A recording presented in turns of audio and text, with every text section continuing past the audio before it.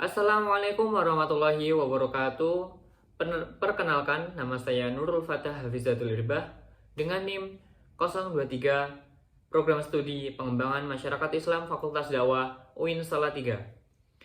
Pada video kali ini, saya akan menyampaikan citra dai di mata masyarakat guna memenuhi tugas mata kuliah Psikologi Dakwah untuk ujian tengah semester pada semester genap tahun ini.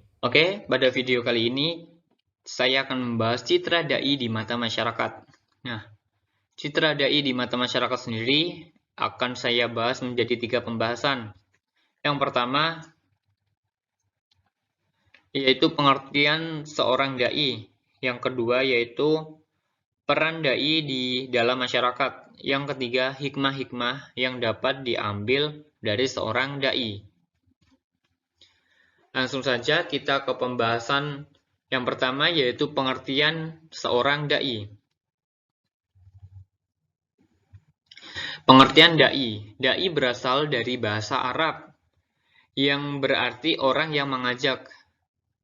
Selain itu, pengertian dai menurut Islam, orang yang mengajak kepada orang lain, baik secara langsung maupun tidak langsung, dengan ucapannya ataupun perbuatannya, ataupun dengan tingkah laku ke arah yang lebih baik menurut syariat Al-Quran maupun Sunnah. Berdasarkan pengertian tersebut, dai diibaratkan seorang pemandu terhadap orang yang ingin mendapatkan keselamatan hidup di dunia maupun di akhirat kelak. Dai juga seorang petunjuk jalan yang harus mengerti dan memahami jalan yang boleh dilalui dan mana jalan yang tidak boleh dilalui oleh seorang muslim sebelum ia memberikan petunjuk jalan kepada orang-orang. Pengertian dai secara lugawi yaitu suatu proses penyampaian pesan-pesan tertentu yang berupa ajakan ataupun seruan dengan tujuan agar orang lain memenuhi ajakan tersebut. Nah, adapun pengertian lain dari seorang dai. Dai adalah manusia yang hidup dalam pikiran Islam, bergerak untuk meninggikan agama Allah dengan serba kekuatan yang dimiliki sebagai suatu kewajiban yang harus dilaksanakan berdasarkan perintah Allah Subhanahu wa taala. Selain itu, pengertian dai dapat dibedakan menjadi 2. Yang pertama, dai secara umum dan dai secara khusus. Dai secara umum maksudnya setiap muslim atau muslimat yang sudah dewasa, yang bagi mereka kewajiban dakwah merupakan suatu yang melekat, tidak dapat terpisahkan dari misinya sebagai penganut agama Islam. Sedangkan dai secara khusus, mereka yang mengambil keahlian secara khusus dalam bidang dakwah Islam yang dikenal dengan panggilan ulama, dai, ataupun mubalik seperti itu. Nah, selanjutnya yaitu peran dai di masyarakat. Kondisi sosial, ekonomi, pendidikan, maupun kebudayaan suatu umat akan menentukan suatu hidup. Kebutuhan dan kesadaran akan pentingnya kualitas hidup yang sesuai dengan norma agama. Dakwah sendiri merupakan tugas suci bagi setiap muslim dalam memberikan informasi dan membina karakter keberagamaan masyarakat, juga dalam rangka pengabdian kepada Allah Subhanahu wa taala. Nah, keberadaan seorang dai di masyarakat sangatlah memiliki peran yang cukup menentukan. Berikut peran-perannya seorang dai. Yang pertama yaitu meluruskan akidah. Yang kedua, memotivasi seseorang agar beribadah dengan baik dan benar. Yang ketiga, menegakkan amar ma'ruf nahi dan mungkar. Meluruskan akidah di sini meluruskan kembali anggota masyarakat yang kedapatan mulai melakukan praktik-praktik syirik ataupun yang mendekatinya, sehingga mereka tetap pada suatu keyakinan bahwa hanya Allah lah Zat yang maha kuasa lagi maha perkasa, tidak ada satu kekuatan yang mampu menandingi kekuatan dan kekuasaan Allah Subhanahu wa Ta'ala. Sedangkan memotivasi seorang agar beribadah dengan baik dan benar, yaitu manusia diciptakan seakan-akan hanya beribadah kepada Tuhan yang Maha Esa. Maka peran dai bisa memberikan ataupun mengajarkan masyarakat umum bagaimana tata cara beribadah yang telah diajarkan oleh Nabi Muhammad SAW kepada umatnya untuk Allah Subhanahu wa Ta'ala. Dengan itu, kita selalu memotivasi agar kita pun bergerak untuk melakukan ibadah semata-mata hanya karena Allah Subhanahu wa Ta'ala, seperti itu. Nah, yang ketiga ini menegakkan amar ma'ruf nahi mungkar.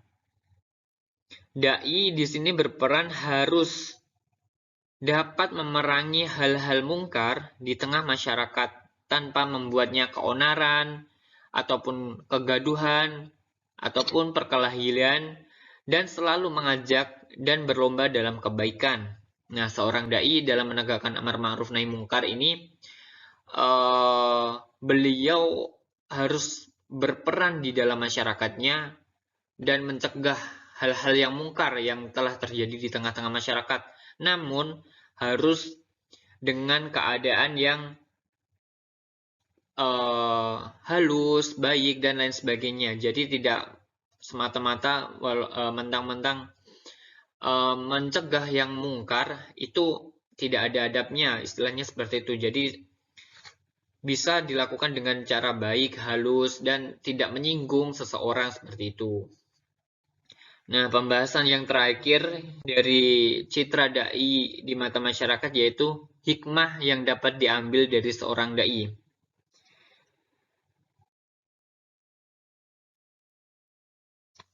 Dalam berdakwah, seorang dituntut untuk selalu ikhlas dan hanya kepada Allah lah mengharapkan pahala. Ini telah dijelaskan dalam Al-Quran, ya, surat An-Nahl ayat 125, yang artinya, serulah manusia kepada jalan Tuhanmu dengan hikmah dan pelajaran yang baik. Dan bantahlah mereka dengan cara yang baik pula.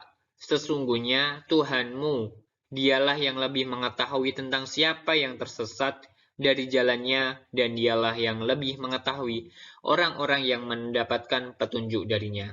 Quran Surah An-Nahl ayat 125. Nah, bahwasanya hikmah ialah menetapkan suatu perkara secara mantap dan tepat dengan cara menempatkan suatu perkara pada tempatnya dan mendudukkan suatu perkara pada kedudukannya.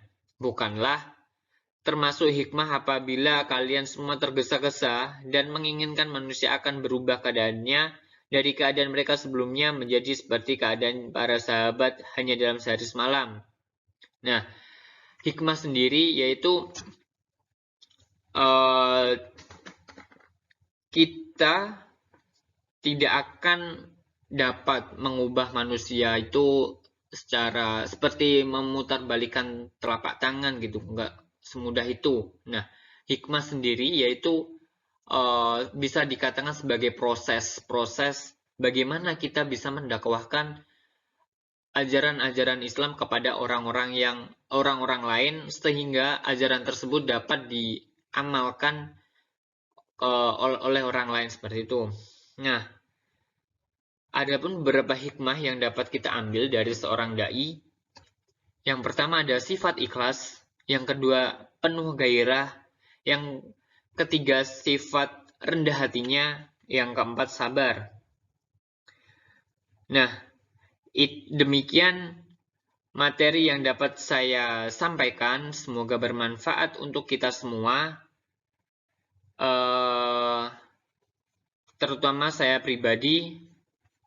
Saya akhiri dan saya cukupkan. Wassalamualaikum warahmatullahi wabarakatuh.